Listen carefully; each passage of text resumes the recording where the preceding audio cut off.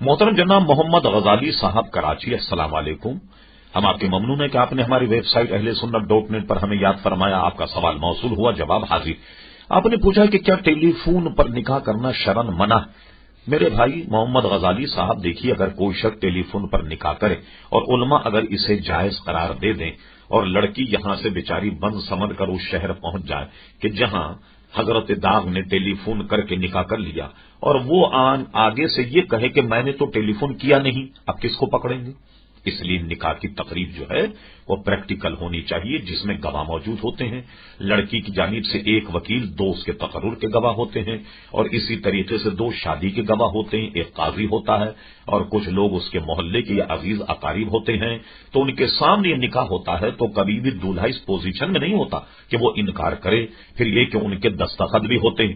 ٹیلی phone پر ہاں ہوں کر دیا جائے اور کل کو وہ کہے کہ میں نے ٹیلی فون نہیں کیا، تو آپ کسے عدالت میں لائیں گے کھینچ کے؟ آپ کس سے گویا اپنے حقوق مانگیں؟ اس لیے ٹیلی فون پر نکاح نہیں ہو سکتا۔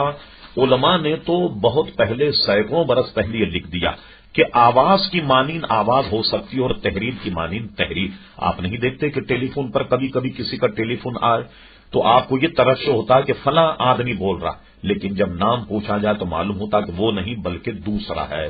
تو آواز بھی ایک دوسرے سے ملتی ہوتی ہے، لہذا اس خطرے کو مول نہیں لینا چاہیے۔ عموماً جو نکاح کا رواج ہے اسی کے مطابق ہمیں نکاح بیاہ کرنا چاہیے۔ شکریہ۔